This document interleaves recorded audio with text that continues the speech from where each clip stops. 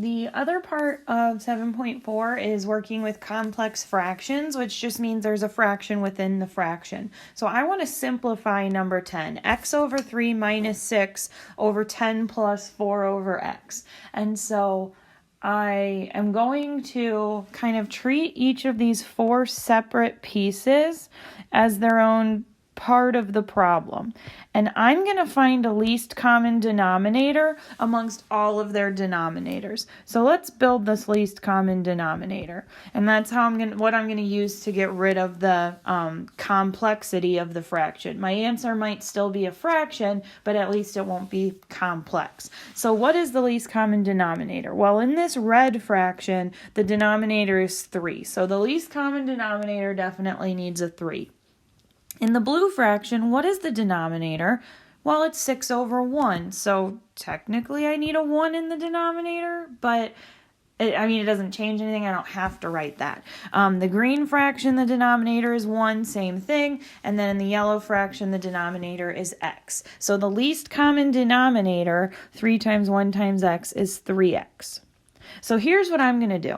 I'm going to multiply this entire fraction by 3x over 3x because 3x over 3x is just 1. So I'm not changing the value of the problem. I'm just rewriting what it looks like.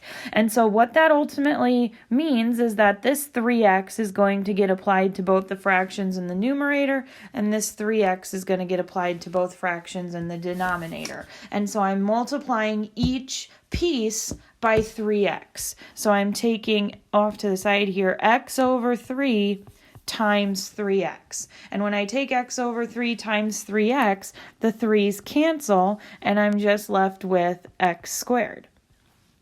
In the blue fraction, when I take 6 times 3x, or even if I put it over 1, it doesn't make a difference. 6 times 3x is 18x. So don't lose the fact that it's minus 18x. In the green fraction, I'm going to take 10 times 3x, so I get 30x. And then in the yellow fraction, I'm taking 4 over x times 3x. So the x's cancel. 4 times 3 is 12, so it's plus 12. So I don't think anything's going to end up canceling, so that can be my final answer, but it's not a bad idea to factor to make sure. So I take out the x, I'm left with x minus 18 over, I take out, they have a 3 in common, they also have a 6 in common, so I'll take out a 6 and be left with 5x plus 2. So that complex fraction simplifies to be what's in either box here. So let's practice that. I'll write number 11. You can pause the video and try it. I've got 2 over x minus 4 over 2 over x plus 3. So see if you can come up with the least common denominator, work through the problem, and then we'll go over it.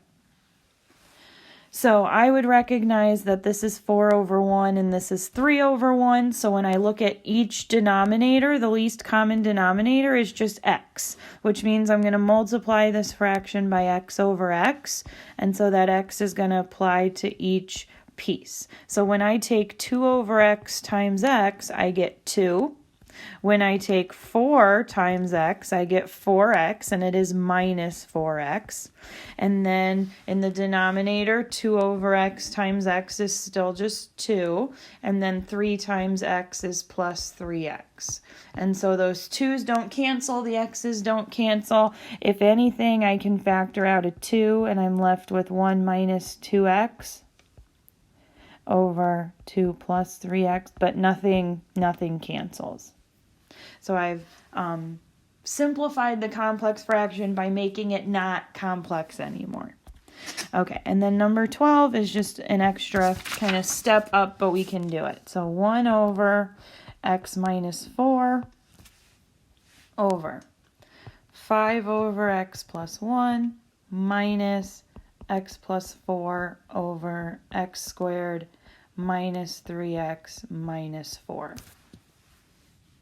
Okay, so I'm still going to treat this as 3 separate problems here, and I'm going to look for the least common denominator. And so the least common denominator definitely needs an x minus 4, and it definitely needs an x plus 1.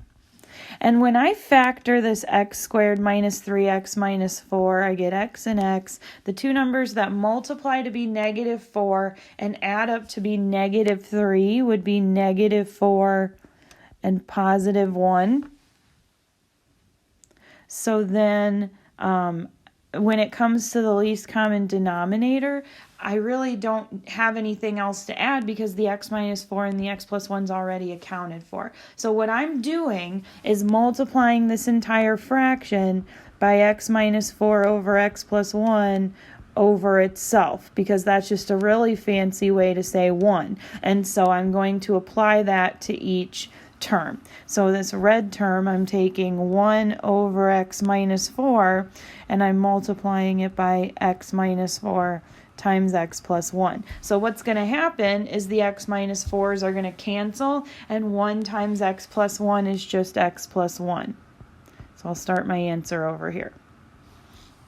In the blue fraction, 5 over x plus 1, when I multiply that by this x minus 4 times x plus 1, the x plus 1s are going to cancel. And so when I distribute the 5, I get 5x minus 20. And then in the green fraction, I've got x plus 4 over, and I can think of it as being over the unfactored, or I can think of it as being over the factored form. And when I multiply by x minus 4 times x plus 1, both of those cancel. And so I'm just left with x plus 4. Now here's what I want to be careful of. This negative is getting applied to that entire green fraction. So I can say that I'm subtracting the quantity x plus 4 if I want, or I could make this into an addition problem and make this a negative x and a negative 4, but I don't want you to lose the fact that that negative applies to both the x and the 4. So that's negative x minus 4. So in the numerator, my final answer is just this x plus 1. In the denominator, I get 5 minus 1 is 4x, and I get negative 20 minus 4, which is negative 24. And again, I don't think anything's going to cancel, so that's okay. If I want to factor that denominator, factor out the 4 and get x minus 6, I can do that too.